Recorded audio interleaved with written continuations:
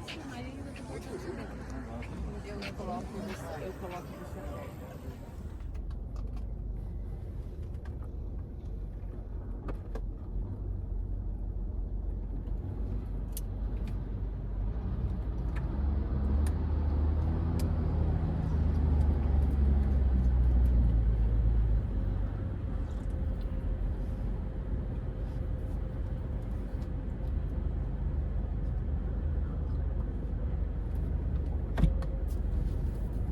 Nossa, entrou toda a fumaça do caminhão aqui dentro porque não estava ligado à circulação interna. 2 cafés, um tomado lá e outro aqui. Bom, meus amigos, acreditem, 18.022 quilômetros. Pegamos o Pulse Drive 200 Turbo com 14.700. Já se foram 14, 15, 16, 17, 18. Quase 4.000 quilômetros de teste, 3.000 quilômetros, 3.300 quilômetros rodados, né? 3.294 aproximadamente quilômetros rodados. Ultrapassamos muito além dos 1.000 quilômetros e hoje é o dia do juízo final. Já vai deixando o like, compartilhando esse vídeo. Fiz o máximo que eu consegui diante da minha rotina ali de trabalho. Espero que vocês tenham gostado aí da playlist do Pulse. Espero ter o contato logo com o Nivus. Eu fiquei um dia com ele, não consegui gravar para vocês, um dia muito pouco. Acabei nem gravando nada, mas logo mais iremos fazer o teste completo com o Nivus, que é o concorrente, talvez seja o concorrente direto deles. A Fiat já está apostando no Fastback como concorrente direto do Nivus, né? Mas muitos me perguntam sobre o Nivus. Logo mais vem o Nivus. Mas senta aí, fica comigo, que hoje é o dia do juízo final do Pulse 200 Turbo. 18.023 quilômetros, estamos com uma média de etanol aqui do último tanque de consumo rodoviário de 14,8 km por litro.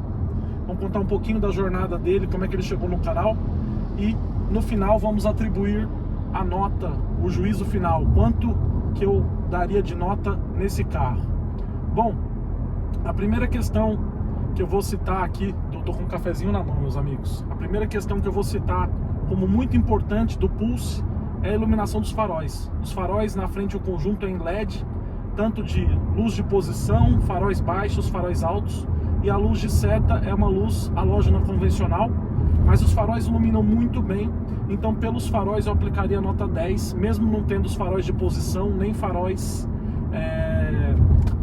faróis de neblina, mas pelos faróis talvez sejam um dos melhores que tenham passado aqui no teste, melhores até que do Renegade da versão 2021 para trás, de LED, né? É impressionante como eles iluminam bem tanto na chuva quanto até na meia luz, quando está caindo à noite, que é ruim de dirigir, para muitas pessoas é muito ruim. Aqui ele foi muito bem em todas as condições, em chuva, os LEDs iluminaram muito bem, assim.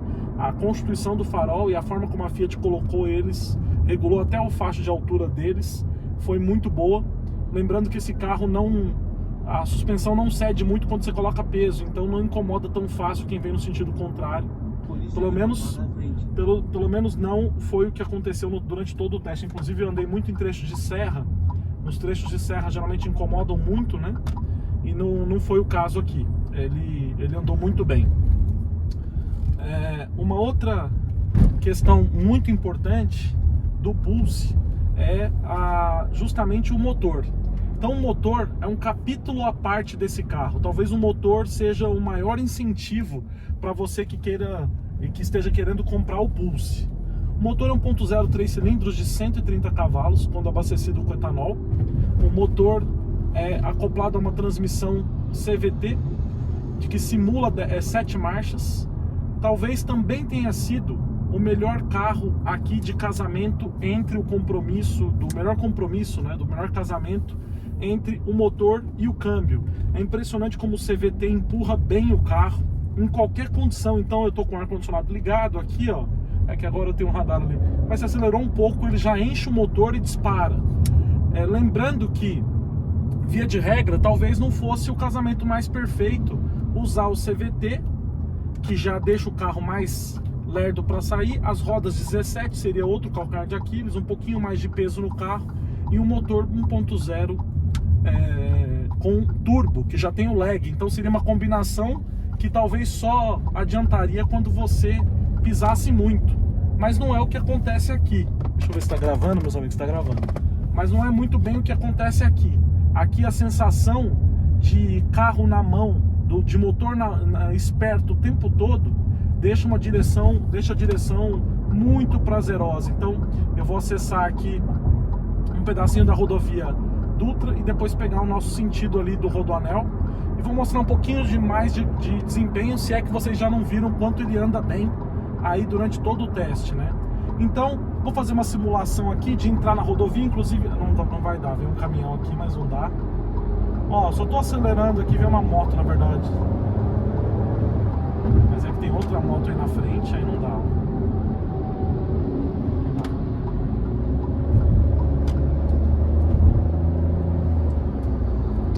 O motor, o acelerador, como é que eu vou explicar para vocês de uma forma bem tranquila, bem simples? É um carro na mão, então eu quero ultrapassar aqui, não tem lag, ó. Pisei, ele vai embora, ó. Isso porque eu tô pisando fundo, mas se eu pisar de leve com ele, ó, vou pisar um pouquinho mais leve. Olha como ele desenvolve velocidade absurdamente rápido. Então é muito veloz e é 1.0 mais veloz do mercado, até do que o 1.0 tricilíndrico do HB20 Sport que nós testamos aqui no canal. Aquele ali anda, mas esse aqui anda muito. Olha isso, o cara devagarzinho aqui. Aquele ali anda muito, mas muito mesmo. E esse aqui anda mais.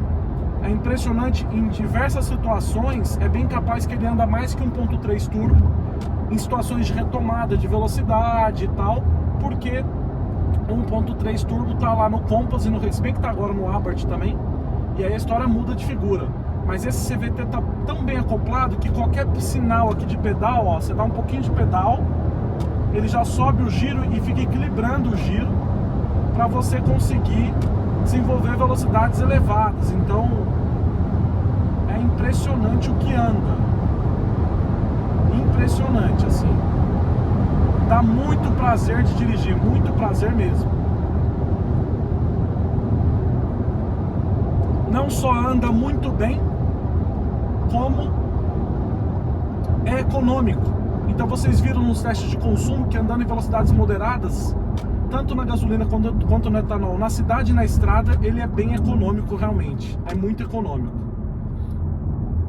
Então motor potente, um casamento perfeito entre motor e câmbio, e unido a isso economia de combustível. Então é um motor perfeito. Para mim é um motor perfeito. Sinceramente, eu não vi nenhum motor tão bom quanto esse, de aliar tudo que a gente espera do carro. Então ó, você tá aqui, o Renegade daria uma esticadinha além da conta no motor para segurar a velocidade. Estou falando do Renegade porque nós testamos ele aqui no canal, né? E esse aqui não, esse aqui vai equilibrando o CVT muito bem casado, ó. E é impressionante, você tem que tomar o maior cuidado, porque na cidade, qualquer coisa que você faz, você atinge os 100 km por hora. Até minha irmã ficou uns 10 dias, eu creio, com esse carro, e ela falou, é impressionante o que esse carro é disposto e o que ele anda. Saindo da inércia, é uma outra coisa que me perguntaram bastante. Saindo da inércia, ele anda mais que a Tracker, talvez não de 0 a 30 por hora, mas aí 40 até os 100 km por hora ele vai mais rápido que a Tracker, creio eu, porque ele é muito rápido, realmente. É um carro muito, ó, sempre disposto. Então você tá a 120 aqui, ó, você acelerou, rapidamente ele tá a 150. Não sei se tá dando pra ver na câmera. E olha os faróis que eu falei, ó, impressionante como os faróis são bons. Então o motor gira baixo quando você tá, mesmo quando você está andando em velocidades elevadas, ó, 130 km por hora, ele está girando 2.500 giros. Econômico, potente e com um conjunto motriz perfeito. Perfeito. Nota 10 para o conjunto de motor e câmbio do Pulse.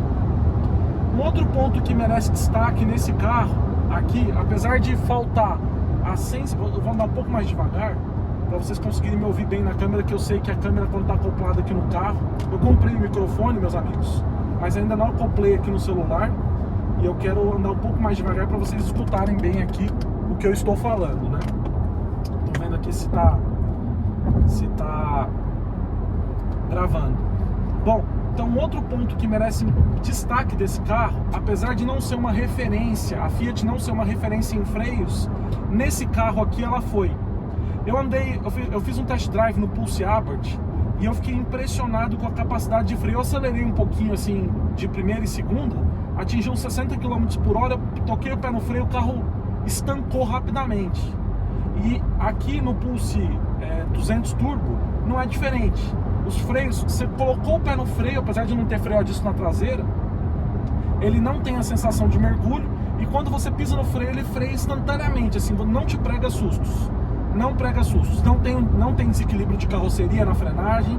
Então outro ponto que realmente merece muito destaque é o freio. Nota 10 para o freio, mesmo não tendo ali os freios a disco na traseira. Lembrando que a questão do freio a disco na traseira é sempre mais eficiente em determinadas situações, mas no dia a dia, nas frenagens convencionais aqui, o freio a tambor lá atrás já funciona muito bem. Bom, vamos partir para outro capítulo aqui, que é o da suspensão. Já andou no Cactus? Já andou no 208 novo? A suspensão do Pulse lembra a suspensão desses carros. Lembra? Então é uma suspensão extremamente macia, como a do Cactus, aquela suspensão meio de Landau, andando na cidade, né? Então esse aqui tem rodas 17 mesmo, assim aqui, ó, aqui tem uns murunduns, ele vai flutuando, bem gostoso, a ponto de eu ter vindo de Campos do Jordão com 3 a bordo, os 3 dormiram no carro e eu fiquei acordado aqui, mesmo andando a 140, 150, porque eles falaram que o carro é muito confortável. Lembrando que essa versão não tem couro, tal, não tem tantas parafernálias eletrônicas aqui, né? Mas sentiram muito confortável no carro. Então a suspensão, andando vazio, ela é muito macia, andando carregado, ela também é macia, não bate seco, não escuta barulhos metálicos pela suspensão muito confortável, inclina nas curvas e segura, aquilo que eu mostrei nos vídeos anteriores. Então, se entrou quente na curva, ele dá aquela inclinada e se apoia e vai embora, ele prega mesmo, ele gruda, que é mais ou menos o comportamento do 208. Quando você pega o carro a primeira vez, você fala assim, nossa, ele tem a suspensão muito mole, não vai ter estabilidade. E eles fizeram um compromisso perfeito aqui de suspensão entre conforto de andar e maciez. Então a suspensão muito macia realmente. Eu fico olhando toda hora, infelizmente vai ser assim, para ver se está gravando, que está apoiado aí no carro. Então, suspensão muito confortável para os buracos então da cidade. Se você anda em piso de paralelepípedo e tal, sempre a suspensão do Fiat, já falei do Cronos e do Argo, do Fiat é a mesma, do Pulse é a mesma coisa. A suspensão é igualmente confortável, talvez no Cronos e no Argo seja ainda melhor de conforto, ainda melhor de compromisso de conforto, apesar de que na estrada lá o Cronos, estou falando do Cronos porque estamos testando ele no canal, né? O Cronos deixa a desejar na estrada. Aqui não, eles conseguiram fazer uma suspensão boa para a cidade, para a estrada de terra e para lombada, então o carro não pega em nenhum lugar, a suspensão é muito alta, então é um carro muito versátil para você andar em tudo quanto é lugar como eu andei.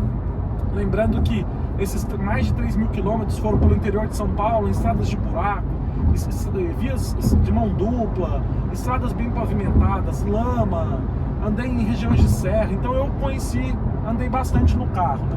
Então realmente a suspensão é um show à parte, e por ela eu também aplicaria a nota 10, pelo compromisso entre esportividade e conforto, lembrando que eu estou pensando numa questão de uso geral do carro, né, meus amigos? É lógico, eu vou andar numa Ferrari, a Ferrari vai ter a suspensão super dura, mas o carro vai pregar no chão e vou andar 300 km por hora. Aqui é um carro de uso misto, né? Então eu posso andar na estrada, na cidade e tal, e fazer diversos usos do carro, e a suspensão vai ser igualmente confortável, não prega sustos. Talvez no começo você vai achar um pouquinho estranho, como eu falei, mas logo você acostuma e vai se sentir muito confortável no carro.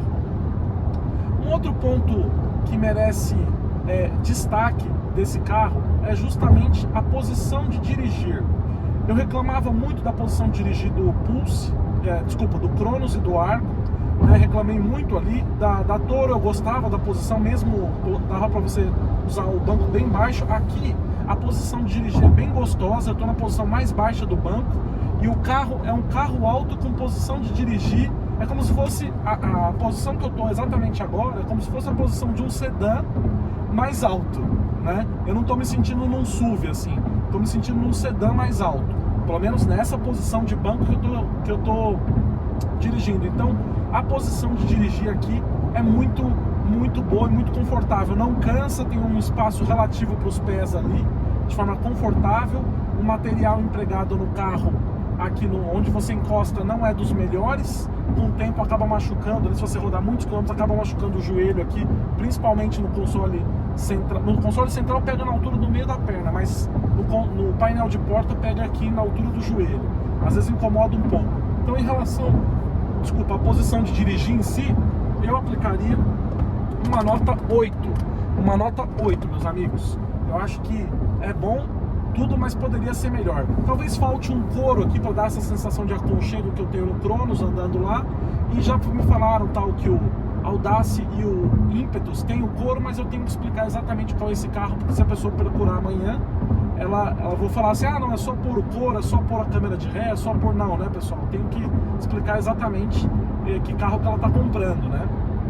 Mas a posição de dirigir é boa e ele instiga você ao tempo todo dar pé e acelerar. Você tem que tomar cuidado, porque o bicho anda muito. Já falei pra vocês, ó. Eu pego uma retinha dessa aqui, ó. Eu tô a 160. Olha como sobe rápido o velocímetro.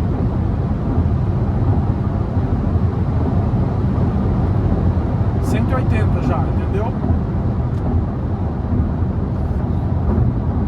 Mais um ponto que merece destaque aqui, que eu acabei falando e deixei de falar especificamente sobre ele, é sobre o CVT. Então, além dele ser muito bem acoplado com o câmbio, você não tem a necessidade de fazer reduções pelos pedal shifts, que nesse carro são ausentes, e nem pelo câmbio sequencial. Não é um carro que te prega sustos nas frenagens, então você até esquece da necessidade de ter ali uma frenagem pelo câmbio. Então poucas vezes eu reduzi ele aqui no câmbio numa situação de emergência, e só reduzi mesmo para poupar os freios, mas não me senti na necessidade de fazer isso, né? Então o câmbio é muito bem acoplado com o carro em qualquer condição de uso, até numa descida de serra ele não embala muito, né? Então eu gostei demais disso, gostei demais do câmbio. O câmbio do carro é um show à parte. Não bastasse isso, ele simula aqui 7 marchas. E a simulação de 7 marchas dele, eu acho que não está aparecendo na câmera, mas eu estou a 120 km por hora agora, e o conta-giros está marcando 3.000 rotações na 7ª. Se eu jogar para o drive, ele cai para pouco mais de 2.000 rotações, né? Então o câmbio, o sequencial aqui, a simulação de marchas, foi feita justamente para visar a esportividade. Você joga aqui as marchas, ele vai embora, e é uma atrás da outra, parece que você está num carro esportivo de câmbio manual sem embreagem. Assim, é impressionante o que vai bem aqui, o que muda, troca de marchas bem. É só você acompanhar a playlist que você vai ver o que eu estou dizendo, né? Olha isso, olha o que esse caminhão fez. O cafezinho me acordou aqui bem, meus amigos. O cafezinho me acordou bem mesmo. Muito bem. Bom, um outro ponto, deixa eu ver aqui, uma outra questão importante aqui, né? Visibilidade do carro. Então, você tem uma ampla área envidraçada, não vi muitos pontos cegos, não vi pontos cegos neles, os retrovisores são bons aqui, nunca me assustei com nenhum carro vindo de uma posição que eu não estava enxergando. Tá? O retrovisor central é grande aqui, não é tão grande, mas você consegue enxergar bem lá atrás. Então a visibilidade do carro aqui é muito a contento. A direção é extremamente direta, não é tão direta quanto de um Peugeot 208, por exemplo, mas ela é bem direta, comunicativa, porém você não tem nenhuma vibração do volante, do motor no volante, nem do câmbio, nem da suspensão. Então fica aquele volante confortável de dirigir aqui, se não pela ausência do couro, mas confortável de dirigir sem sentir tantas vibrações do carro aqui no volante. Esse trabalho que a Stellantis faz é muito bom. No Renegade é a mesma coisa, no Compass, até no Compass Diesel você não sente nada assim de vibração no volante, que é muito confortável, né? Agora, então, pela questão da direção, da comunicabilidade da direção com o asfalto, nota 10 também. Um outro ponto que merece destaque é o ar-condicionado do carro. Talvez precisasse de uma sintonia melhor ali entre o compromisso da ventilação com a temperatura. Você tem que colocar, às vezes nunca se acha a temperatura ideal aqui, porque gela demais o carro. Então, se você gosta de ficar no Polo Norte, compra o Pulse. Aliás, compra qualquer carro da Fiat, exceto o Toro. O Toro é o único que nós pegamos aqui no canal que não tinha um ar-condicionado bom, mas o restante tem tudo um ar-condicionado muito legal. Então, assim, o ar-condicionado congela aqui dentro. E, ó, eu tô com ar no automático a 24 graus, a temperatura externa tá 20, e mesmo assim o carro tá completamente gelado. Esse display do ar-condicionado é lindo. É lindo, lembra até um pouco do display do Audi. E essa questão aqui de mudar pelo botão aqui as funções parecia uma coisa meio um pouco não intuitiva, mas eu já me acostumei e é bem fácil, inclusive, de operar, é bem fácil. Também acho que falta alguns mimos aqui no carro, talvez iluminar melhor ali. Eu sinto falta, depois que eu andei no Tiggo 8, tudo pra mim faz falta. Parece podia ter um LEDzinho bem simples, até o Up tinha, né? Podia ter um LEDzinho bem simples ali do lado direito para dar aquela sensação de aconchego maior no carro. Mas o carro é muito bom realmente, né? E aí, banco, espaço interno é razoável, o porta-malas é pequeno, como todo mundo já sabe, não preciso falar muito sobre a questão do espaço interno. Mas se você quer um carro ágil, que tem comportamento esportivo, ao mesmo tempo dócil, quer andar com ele a 100 km por hora e fazer 17 km por litro na gasolina, você pega. Se você quiser acelerar e der pé nele para ele andar aqui, ó, ele vai embora como gente grande. Apesar de ser pequeno, ele vai embora como gente grande. Então você olha no velocímetro, de repente você está a 170 num piscar de olhos. Num piscar de olhos você está a 170. Freou, ó. É impressionante como ele tem esse bom desempenho de motor, câmbio e freio, e direção também. Excelente grip também. Bom, luzes internas halógenas, não são poderiam ser de LED, não são tão fraquinhas quanto do Renegade, mas poderiam ser melhores. Isso aqui passa batido porque dá para enxergar um pouco dá para enxergar bem. Agora, um ponto que merece destaque muito legal é justamente o console central atrás do câmbio automático aqui. Pessoal, aqui tem um espaço enorme, é quase um porta-luvas. Aqui dá pra você colocar o celular aqui em cima. Não tem carregamento por indução essa versão, mas tem um espaço muito grande aqui, um console com 2 porta-copos, outros nichos aqui, mais um console central aqui, um porta-objetos dentro do console central, do descansa-braço central. Então isso aqui também deixa muito mais confortável. Cabe as coisas aqui, não falta. Às vezes no Renegade eu sentia falta de um espaço melhor aqui você não sente falta de nada disso, assim. É muito bom realmente, é muito bom. Espaço interno eu falei, outro comportamento com a suspensão com o carro carregado é igualmente bom. Suspensão não dá fim de curso rápido, então você pode passar 4 pessoas com numa lombada rápido e vai bem. É isso justamente que eu falava no vídeo do Corolla, né? Então se você é um cara que precisa de um carro para andar para cima e para baixo, levar os filhos, levar cachorro, e passar em rua de paralelepípedo e andar em estrada de chão e tal, esse aqui é o carro. Então eu elegeria na minha garagem o Pulse e o Renegade como os melhores carros de uso misto. Aí você fala, não, mas o porta-malas é pequeno, você não tem família grande, é tranquilo, mas eu tenho uma família grande.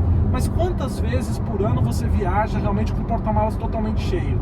Será que vale a pena comprar um Compass por 100 litros a mais no porta-malas? Será que vale a pena? Será que vale a pena comprar um Fastback pelos litros a mais no porta-malas? Eu não sei, né? Então depende muito, que às vezes você coloca um rack de teto tal, ou aluga um carro só para você fazer uma viagem de fim de ano, alguma coisa assim, e no dia a dia você tem esse carro compacto que você pode fazer tudo com ele, né, de forma muito boa. Então eu sempre avalio isso porque eu gosto de carro prático, né? Eu cuido dos carros, eu não deixo o carro, não destruo o carro, eu passo devagar nos buracos, eu desvio de buracos, faço toda a revisão do carro. Todo todo carro meu que você for pegar, ele vai estar com a manutenção totalmente em dia. Se tiver um risquinho alto na lataria, ok, mas a manutenção vai estar em dia, né? Então, para mim, é um excelente carro, eu indico muito ele, porque ele é muito bom em 99% dos aspectos, né?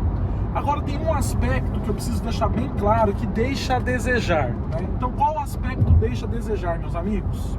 O que vocês acham que eu vou falar que deixa muito a desejar no Pulse? Duas coisas importantes que eu não posso deixar passar batido.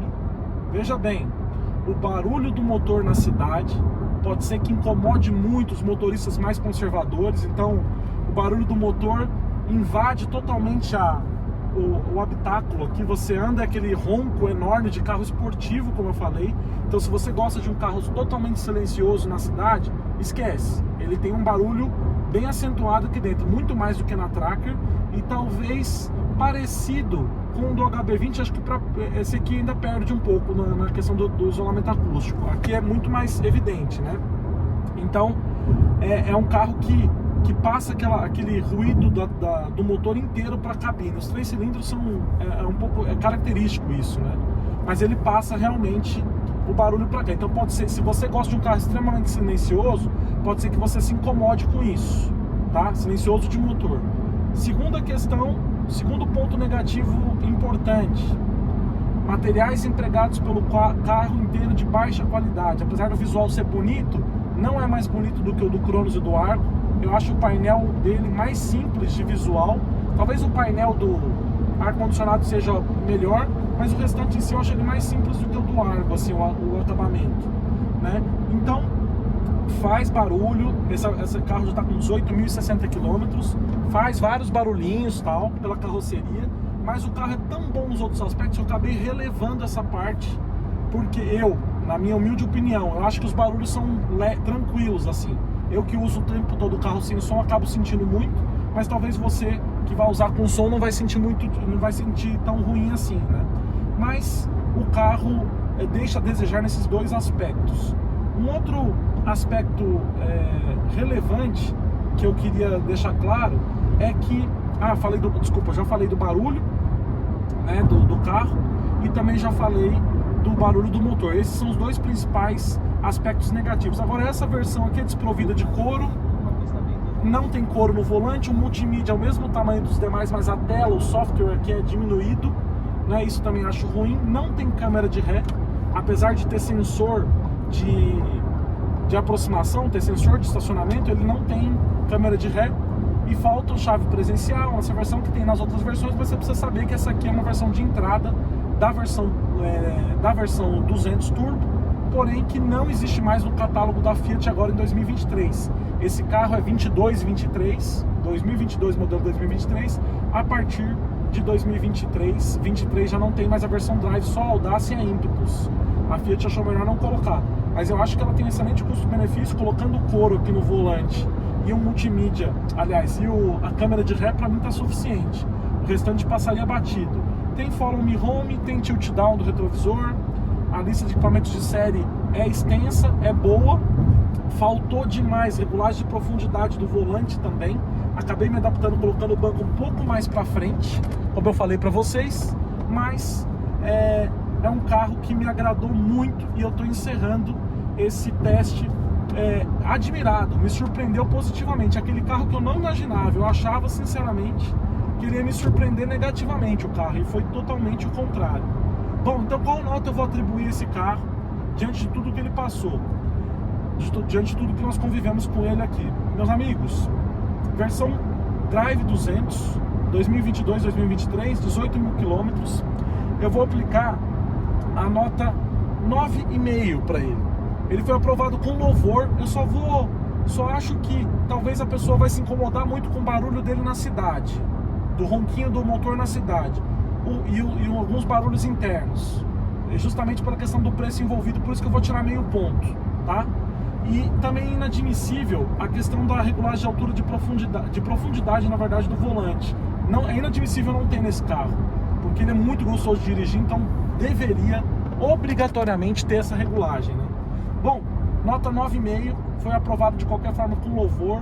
foi surpreendente, eu não esperava que eu fosse dar uma nota dessa, eu achava que ele ia passar bem ruim aqui pelo teste, mas foi um teste excelente, vai deixar saudades. Só de falar já arrepiei, porque eu andei com esse carro por tudo quanto é lugar que vocês viram aí, a 180, 200 km por hora, estrada de terra, em tudo quanto é lugar. E minha vontade também era ter esses dois na garagem, mas por enquanto vamos ficar com a Tracker e com o HB20.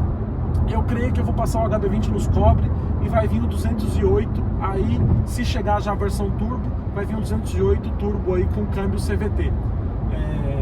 Deus que nos abençoe, que tenha essa possibilidade. Bom, para você que veio comigo até aqui, muito obrigado pela sua audiência, obrigado por ter acompanhado o teste com o Pulse 200 Turbo. Já são 18.070 km, quase 3.300 km rodados.